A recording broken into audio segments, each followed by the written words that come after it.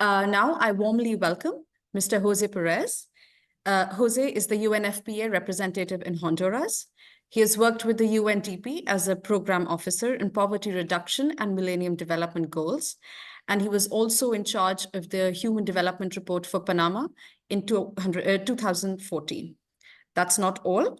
Prior to working as a UNFPA representative in Honduras, he was a representative of the UNFPA in Panama. So without further ado, I welcome him to talk about BabyChecker's journey in Honduras. Welcome, Jose. Thank you very much, Katia. First of all, I'd like to thank Delft and Katia, Julio, and especially Enya, whom we've been working with in the past year to make this possible. First slide, please. Well, excuse me, before I start, I'd like to first mention something about UNFPA. UNFPA, or the United Population Fund, is the sexual reproductive health agency of the United Nations. And we are focused on basically 3 transformative results, which are 0 preventable maternal deaths, 0 unmet family planning needs, and 0 gender-based violence, many times related with sexual reproductive aspects.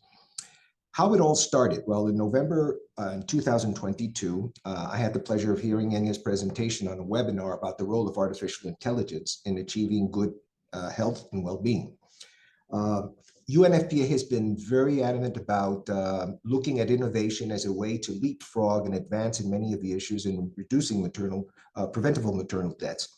And when I saw this, I thought that this was a wonderful possibility of maybe reaching out and seeing the importance of bringing the equipment to Latin America, and especially to Honduras, because of many of the issues related with maternal deaths due to extensive areas in Honduras that are very far to reach, where most maternal deaths occur to a certain degree. So we started exploring the possibility with BabyChecker. We went to the Ministry of Health, and also we explored the possibility with midwifery groups in the Garifuna or Lenca region, which is the far areas. Next, please.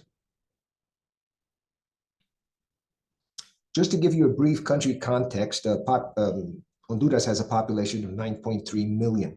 60% are under 30 years old.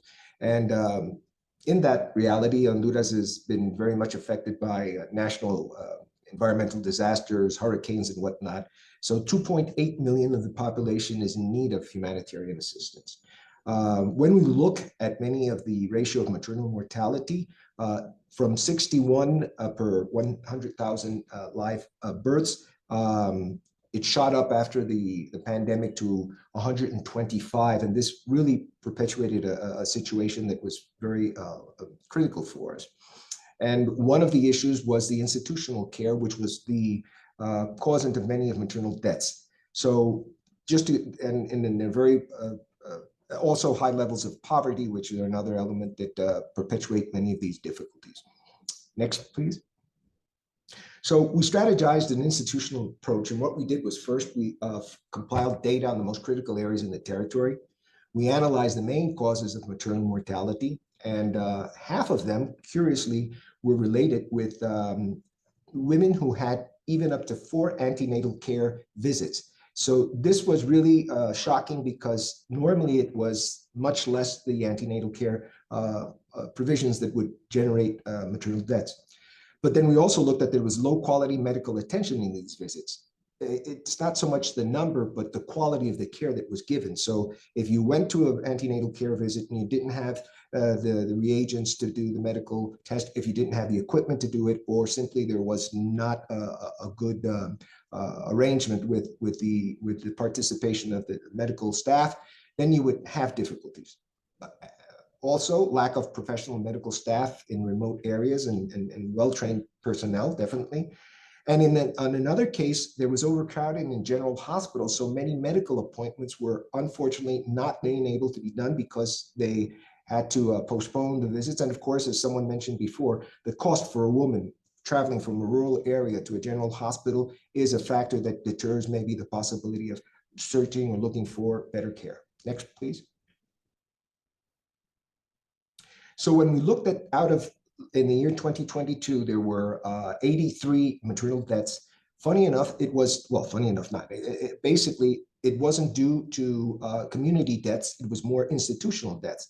So part of the issue was what was happening with the quality of care and what was happening at that, the critical route to be able to attend women. Next.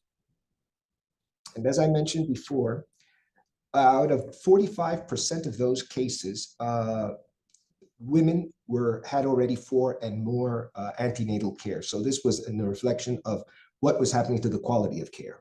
Next. So when we got in touch with Delft, one of the initial questions to get started and to basically move forward with this collaborative effort, which we want to basically test the use of BabyChecker in Honduras and see its applicability and of course the many benefits that it can offer. Well, we saw what was the rate of antenatal care. Not going to go into details. What was the rate of detection of other diseases that have complications? And it's important to note that in certain areas of Honduras, there is a lot of difficulties with yellow fever, malaria, and other elements that also can affect the safety and the health of pregnant women. How many referrals were advised during the study? Next. And we went through basically what was the rate of antenatal care visits per client, how many rescans were advised, and what was the performance of non-clinicians using BabyChecker. So with this basis and in this framework, we went to the Ministry of Health. Next.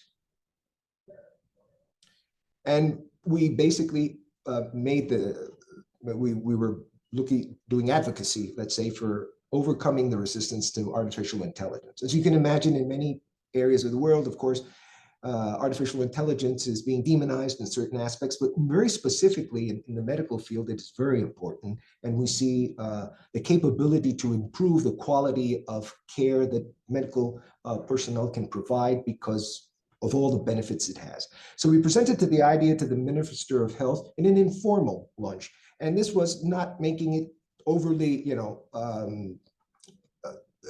formal, let's say, to explore the possibilities. We also we invited the Dean of Medical School of the University of Honduras to talk about it because it was important to start showing this as an alternative to incorporate in the curriculum in the formation of medical doctors and medical personnel in the country. And there was, of course, this is not going to displace doctors or medical staff.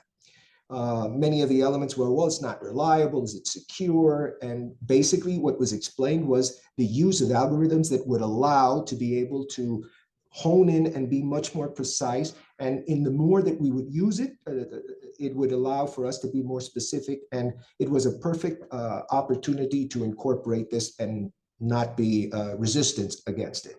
Cost versus utility, definitely the cost of this equipment compared to standard equipment is one thing. And of course, access, versatility, and connectivity were issues that made a strong case for it. Next.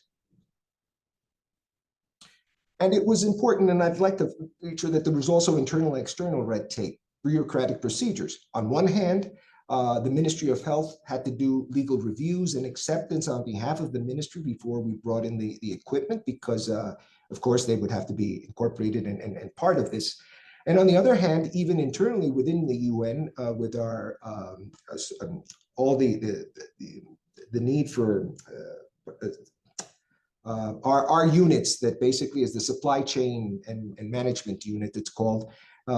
When we were going to buy them, they would say, well, what is it exactly? Have you done an open procedure? And we explained, look, there are not many equipments like this in the world, so we can't go out and do a bidding process because it's not easily available. And this was one of the elements that we had to work on from inside. Next. So how do we intend to use BabyChecker? We're in the phase that we've received the equipment. We're working with the ministry, getting everything ready for the protocols that will be installed. And we purchased 5 units, and 3 of them will be deployed to faraway areas that basically they have no special personnel. And the advantage of the early detection of potential complications will be critical to reduce maternal mortality in these areas.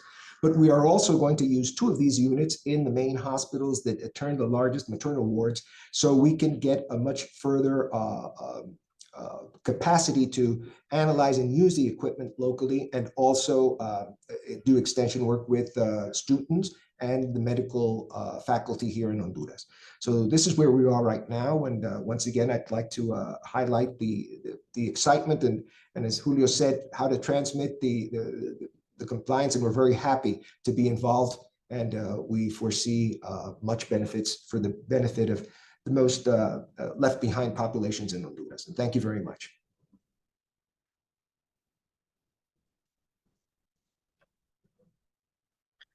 Yes,